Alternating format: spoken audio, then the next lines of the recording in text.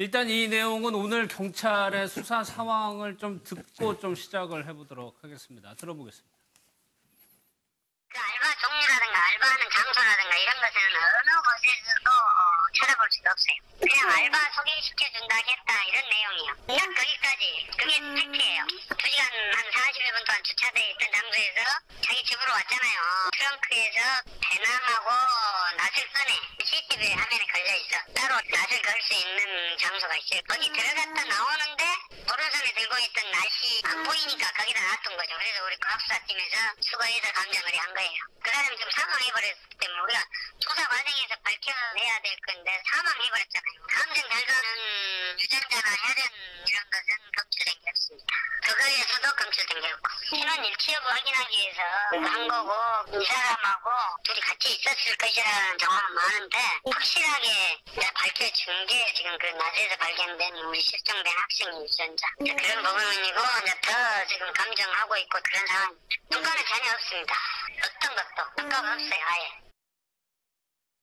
최현미 기자가 이 내용을 쭉 취재를 하고 있는데 일단 첫 번째 얘기한 거 아르바이트의 정체도 궁금을 했었는데 그게 어떤 건지는 모르나 봐요. 네, 사실 전 경찰이 알면서 공개를 안 해주고 있는 게 아닐까라고 생각을 했었거든요. 친구한테 사실 나 알바하러 가, 처음이라 긴장, 설레? 이런 이야기가 그렇죠. 오고 갔다고 하는데 알바하러 간다고 하면서 무슨 알바인지에 대해서는 친구한테 얘기를 안 했을까. 저는 그게 이제 계속 의구심이 있었거든요. 그래서 알면서 공개를 안 한다고 생각을 했었고 그런데 낫에서 이 여학생의 그 DNA가 검출이 됐잖아요. 그러면서 저희가 어제 이 풀을 베거나 약초를 캐거나 고사리를 캐는 아르바이트를 한 게 아니겠느냐. 그러는 과정에서 산 정상 인근까지 올라갔는데 거기서 화를 당한 게 아니겠느냐라고 추정을 했었잖아요. 그래서 이제 조심스럽게 경찰에게 아르바이트 종류가 뭐였는지 혹시 친구한테 얘기를 하지 않았는지 그 부분을 좀 물어본 거였는데 친구한테도 아르바이트의 종류나 어디서 아르바이트를 하는지 이런 부분에 대해서는 일절 이야기한 게 없다고 합니다. 그래서 경찰도 지금 확인이 안 되는 상황이고요. 딱 거기까지만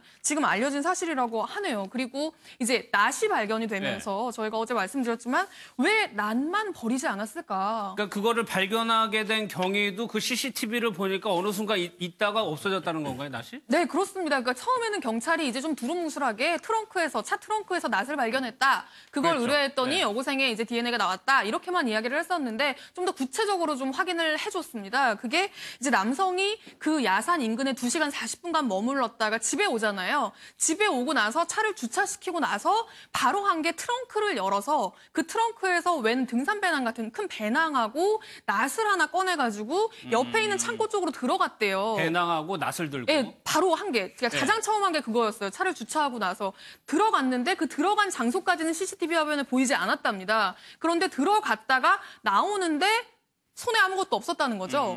그럼 당연히 창고에 두고 왔을 거라는 추측이 가능하잖아요. 그렇죠. 그래서 경찰이 실제로 창고에 가봤더니 배낭과 낫이 걸려 있었다는 겁니다. 그 자리에 그대로 있었다는 거예요. 그래서 이제 바로 국과수에 감정을 의뢰했는데 거기서 이제 이 여고생의 DNA가 나온 거죠. 그 이후에 다른 어떤 지금 유류품도 찾지 못했죠. 아이의 옷, 휴대전화, 시계 어떤 것도 찾은 게 없잖아요. 그렇죠. 이 남성이 당일날 입었던 옷 이런 것조차도 지금 없는 상황인데 어쨌든 그거는 창고 안에 고스란히 보관이 돼 있는 바람에 이번에 굉장히 중요한 단서가 찾게 된 거죠. 그래서 저희가 그 배낭에 대해서도 좀 물어봤어요. 그 배낭에서는 혹시 여고생의 흔적이 발견되지 않았는지 물었는데 그 배낭은 물론이고 배낭 안에 있는 물품에서도 여고생의 DNA나 혈흔 같은 게 전혀 검출된 게 없다고 합니다. 배낭에서도 아무것도 안 나왔다. 그럼 김성수 변호사님, 글쎄요. 이 용의자는요. 이 낫에서도 뭔가를 찾아낼 수 없을 거다라고 해가지고 거기다 놨을까요? 그렇게 생각할 수도 있는데 발견이 안 될 거라고 생각했을 수도 있습니다. 지금 용의자가 만약에 정말로 좀 살인을 범한 사람이라고 한다면은 여러 가지 증거들을 지금 태운 것 같은 정황들이 있지 않습니까? 굳이 그것을 제외하고 태울 이유는 없었겠죠. 검출이 되지 않을 거다가 아니라 생각을 못 했다거나 아니면 이게 발견되지 않겠지라고 그냥 큰 생각을 안 해서 둔 걸 수도 있습니다. 배낭에서는 유전자가 지금 발견이 안 되고 있는 것처럼 낫도 아니면 아예 건들지 않았다고 생각을 했을 수가 있거든요. 용의자 입장에서는. 그래서 좀 그런 게 아닌가 싶다. 그런데 결국에는 이 여고생의 땀이 검출이 됐어요. 지금 유리품 수색을 오늘도 한다는 겁니까? 비가 좀 많이 올 텐데 지금. 네, 일단 지금은 비가 안 온답니다. 다행히 지금은 안 오는데 간밤에 굉장히 많이 왔다고 해요. 그러니까 새벽까지 밤 사이에 많이 왔기 때문에 거기가 지역이 산 자체가 굉장히 험해서 성인들도 뭐 한 3, 40분 걸려야 올라갈 수 있는 정도의 험준한 산인데 지금 비가 많이 왔으면 거기 땅이 굉장히 질퍽거릴 거거든요. 네. 그렇기 때문에 오늘 정상적으로 수색을 어제나 그제처럼 지금 이어나가기는 조금 쉽지 않은 좀 어려운 상황이다 이렇게 보셔야 될 것 같습니다. 그러니까 이동하면서 지금 유일하게 나온 단서도 여고생의 DNA가 나온 것뿐이지 사인이라든가 어떤 방법이 전혀 나온 게 없는 상황이란 말이에요. 예, 그러니까 저 낫이 발견됐다는 것도 어느 시점인지 모르지만 그 여고생, 그 사망한 여고생과 사망한 그 저 용의자가 만났었다, 그죠? 그쵸, 접촉이 접촉했다. 있었다 예. 이런 사실뿐이지 이게 뭐 사망과 관련됐다, 범죄와 관련됐다라고 말하기는 좀 어려운 게 있거든요. 그래서 왜냐하면 혈흔이 발견됐다던가 하는 것과 그냥 DNA가 발견됐다는 건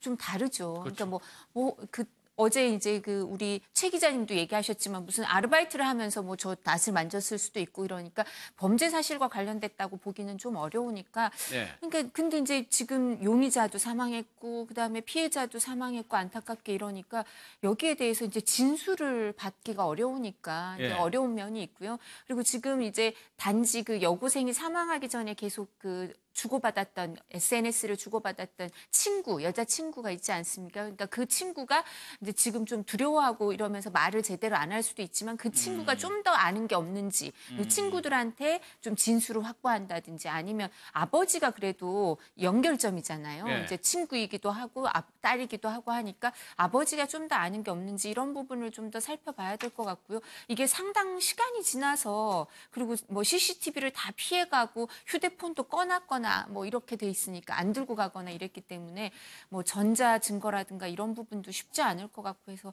이 부분을 어떻게 이 수사가 난항에 부딪힐 수밖에 없는 것 같습니다. 뭐 그럴 예상도 조금씩 나오고 있습니다. 지금 좀 이거- 추가적으로 예. 말씀드리면 어제 저희가 통장을 이야기를 했었잖아요. 가족들이 통장이 보이지 않는다라는 이야기를 해서 경찰이 지금 그 부분도 다 뒤져보고 있는데 어쨌든 통장을 지금 찾진 못했습니다. 그런데 통장에 최근에 어떤 입출금 내역, 수상한 입출금 내역이 있는지는 일단 다 확인을 했는데 그게 이제 이 여학생이 부모님으로부터 용돈을 받는 통장이었던 것 같아요.